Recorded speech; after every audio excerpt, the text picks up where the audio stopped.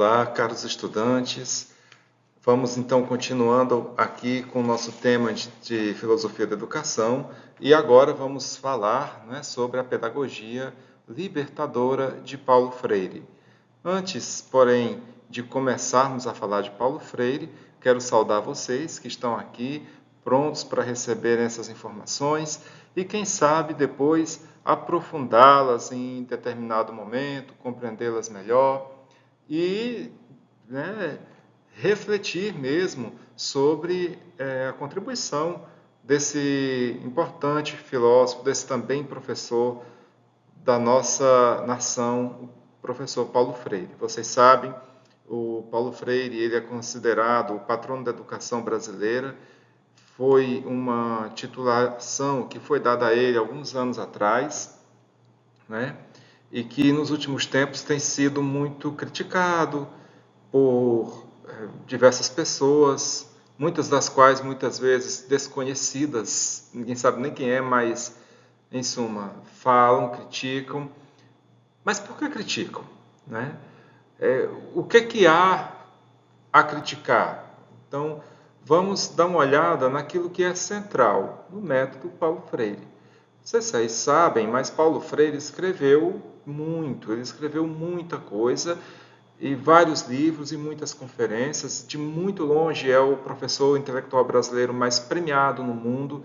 Todas as grandes universidades do mundo fazem referência ao trabalho dele, não só por causa do método, mas por causa de uma teoria geral da educação, da ideia de professor, da ideia de política pública e tudo aquilo que vai compondo ali o nosso cotidiano escolar, o nosso cotidiano educativo. Bem, aqui eu coloquei, assim como fiz com o professor Saviani, né, uma foto do professor Paulo Freire, morreu em 1997. E vamos começar assim como quando falamos do professor Demerval Saviani, o conceito de educação. O Paulo Freire entende que a educação ela é uma atividade política, gente, e isso é a mais pura verdade. A educação é política. Se vocês olharem qualquer governo que entre no Brasil ou no mundo mesmo, vamos ficar no nosso país, qual é uma das pastas que todo mundo quer? Todos os partidos querem, todos os políticos desejam, é a pasta da educação. Primeiro, pelo valor que ela tem em termos financeiros, é uma das pastas que, né, mais recebem recursos públicos. Então, quem é dono daquela pasta ali, o político que é ministro, o partido que tem aquilo dali tem um poder de barganha inimaginável, né? Só compete com a saúde, por exemplo. E depois ela é política também no sentido genuíno da palavra política, não só no sentido politiqueiro como esse que eu acabei de falar, mas no sentido genuíno. Ela é política porque ela é capaz de fazer as pessoas se comunicarem. Polis, né, vem da ideia de política, vem da ideia de cidadão. A educação forma o cidadão. Polis, política, e o político é o cidadão, lá na Grécia Antiga. Segundo Freire, não há problemas pedagógicos, há problemas políticos e ideológicos que se refletem na educação. Gente, a educação, vocês sabem disso, é o campo de batalha de todas e qualquer ideologia. Qualquer coisa é na educação que deve ser resolvido. Qualquer coisa é ideologia de gênero, a culpa é da escola, a culpa é do professor. Tudo desemboca ali na escola. E aí o professor Paulo Freire continua e fala que a educação é um ato político, indiscutivelmente. Ele conclui dessa forma. De fato, a educação é sim um ato político em todos os sentidos, mas nós gostaríamos que fosse em um sentido genuíno, um sentido realmente de formar para a cidadania, de preparar para a aquisição daqueles conteúdos historicamente consagrados e saber utilizar esses conteúdos. Bem, e esse saber utilizar esses conteúdos para se tornar cidadão, veja que Paulo Freire não diz nada que seja absurdo, né? Ele só fala coisas consoantes aos nossos desejos, né? Tudo isso não é possível se não tiver um método, assim como havia um método também lá para o professor Demerval Saviani. Só que no método de Paulo Freire nós temos algumas diferenças. Primeiramente, o primeiro passo do método é a investigação temática. a investigação temática. Então, E é convidar o estudante, é convidar o educando a ver na sua base vocabular, que também é uma base sociológica, aquilo que movimenta o seu interesse.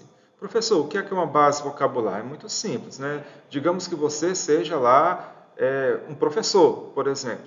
Então, quais são aquelas palavras que fazem parte do seu cotidiano escolar? Do seu modo de ver o trabalho, do seu modo de ver as coisas. Se você for um professor de matemática, é os números, os algarismos. Se você for um professor de filosofia, são os conceitos que mexem com a filosofia. E se você for um professor de português, aí não tem jeito, é aquele arcabouço que mexe com a língua portuguesa. Então, se eu pegar ali a palavra, por exemplo, sujeito, né?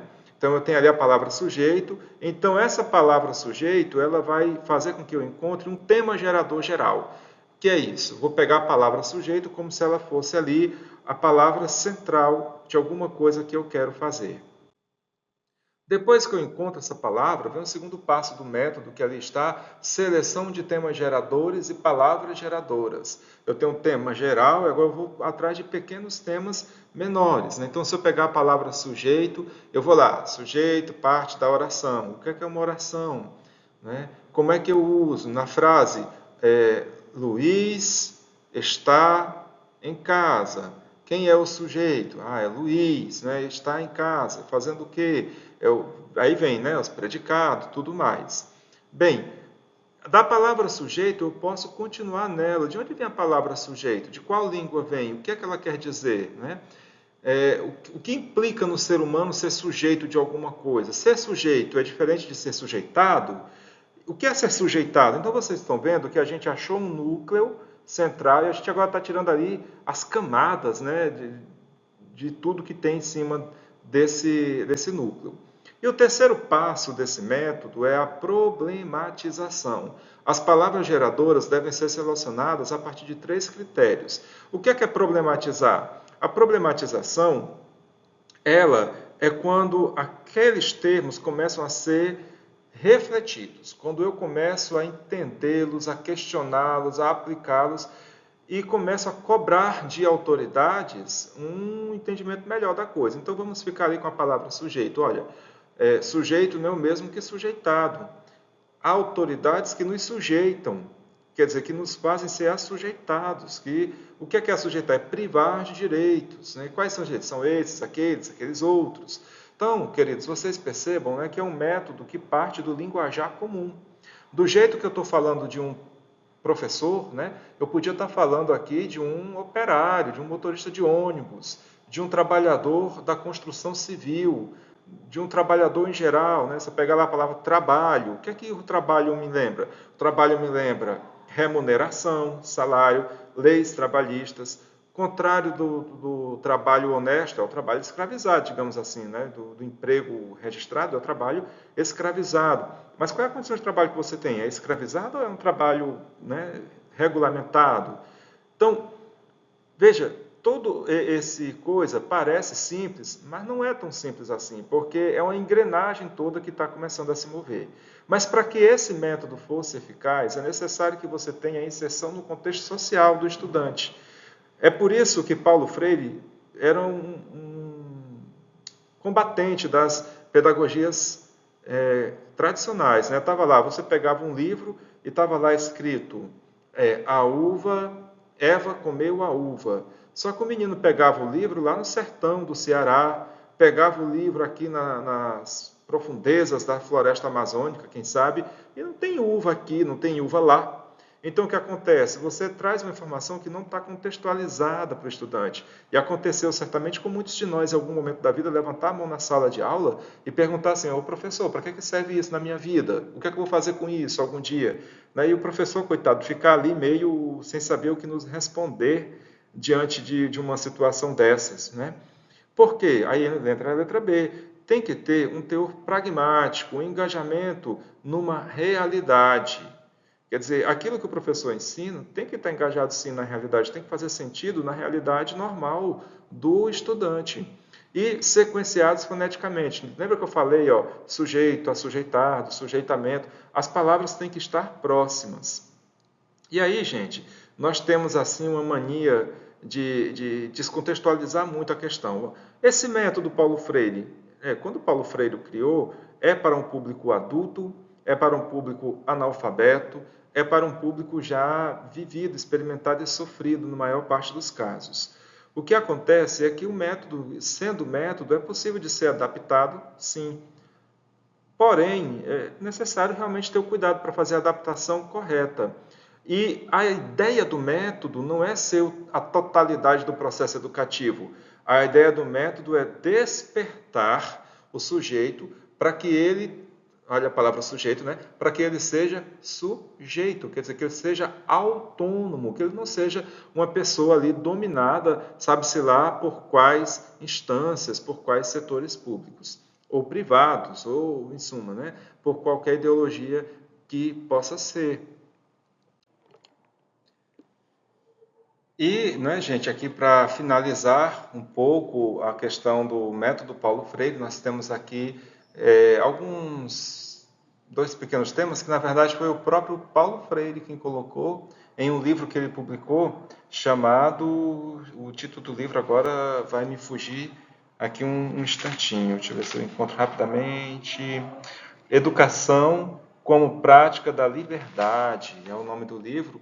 Ele acrescenta ainda dois momentos ali a esse método. Um momento é o momento aqui do roteiro, quer dizer, o profissional que está dirigindo ali a ação educativa, ele tem que ter um roteiro para auxiliá-lo no debate. Um roteiro, porque você não pode chegar, agora eu vou aplicar o método aí inventar da sua cabeça. Não, não é assim que funciona, não é? Você tem que ter estudado antes o contexto que você está, o problema que a comunidade tem para apresentar. Tem que ter uma compreensão mínima da coisa. E uma série de decomposição fonética, quer dizer, elaboração de ficha com a decomposição da família fonética correspondente aos vocábulos geradores. Quando nós falamos da palavra sujeito, né, a gente pode pensar outras palavras, como eu disse há pouco. Sujeito, assujeitamento, né, subjetivo, são palavras que estão no mesmo campo fonético e também no mesmo campo semântico. Então, veja que a gente constrói toda uma teoria, toda uma ideia, toda uma reflexão e um debate a partir de palavras que estão ali no mesmo campo de reflexão. Então, queridos, e para nós finalizarmos, é claro que Paulo Freire nunca foi unanimidade, né? Mesmo quando ele era ainda vivo, quando ele fazia as palestras, quando ele escrevia, produzia e dava entrevistas, nunca foi unanimidade o seu método. Tanto é que os militares, durante a ditadura no Brasil, o exilaram. Né? Qualquer um que se contrapusesse à forma autoritária e de manutenção das ideologias contra o governo brasileiro da época era exilado. E Paulo Freire não foi diferente, mas de uns tempos para cá, ele tem sido acusado de coisas assim, até absurdas demais, né? O culpado do fracasso da educação brasileira é Paulo Freire. Primeiro, vamos com calma. A educação brasileira ela não é um fracasso total. Ela tem pontos muito ruins, mas tem pontos que podemos valorizar. Então, se eu digo que Paulo Freire é o culpado da educação brasileira não ser bem sucedida, eu estou dizendo que ele é culpado dos professores terem baixos salários, eu estou dizendo que Paulo Freire é o culpado das escolas serem precarizadas, não ter estrutura mínima, nem mesmo para o aluno sentar, né, que tem umas cadeiras de madeira que acaba com a coluna de qualquer estudante. Eu estou dizendo que a desvalorização social do trabalhador da educação é culpa do Paulo Freire. Né? Eu estou dizendo que tudo é culpa dele. E, em verdade, isso não é verdadeiro, isso é mentiroso, né? Não é isso. Outra coisa que nós temos que desconstruir também é dizer que o método Paulo Freire não é eficaz. Não, o método dele é eficaz, é muito eficaz. Só que ele tem condicionantes. Nem Paulo Freire queria que o método dele fosse aplicado à torta e à direita. Não é assim. Né? Você tem que saber, tem que entender. E muito mais do que o método, é uma teoria da educação. E isso era ele mesmo quem falava. Era o próprio Freire quem falava. Mais que o método, é uma teoria da educação. Né? E mais uma coisa que é muito importante a gente sempre lembrar é que nós dizemos, nós, né, assim, ouvimos dizer que ele é o culpado da educação brasileira, mas se a gente olhar de perto, em nenhum estado nunca foi aplicado, ou melhor dizendo, nenhum governo brasileiro nunca foi tomado como referência a contribuição de Paulo Freire para dizer assim, é por aqui que a gente vai. Não, nunca foi. Né? Todo mundo sempre o criticou. É uma teoria entre as outras, é a mais interessante, certamente, né? A que mais olhares atraem, mas nenhum governo nunca a aplicou. Então a gente põe culpa demais em quem merece bem mais suavidade, né? Que é o caso dele. E uma outra coisa, tem gente que diz que é ineficaz, mas não é bem assim. Há estudos, né, que apontam que grandes lugares de educação, Finlândia e outros países, no seu modo de fazer educação, absorveram bastante das contribuições de Paulo Freire. Eu vou até postar artigos sobre isso, depois vocês podem pesquisar. Então, veja só, é incorreto nós dizermos que é ineficaz a teoria dele e que ele não é importante. Ele é importante. Lugares que investiram bastante em educação não desprezaram a contribuição dele, são lugares bem-sucedidos. Né? Então, há vários estudos que já apontam para isso, inclusive, vocês podem, eu vou colocar alguns disponíveis, podem pesquisar outros também. Então, por hora é isso, queridos, agradeço muitíssimo esse período que estudamos agora e nos vemos aí nas próximas ocasiões. Até lá!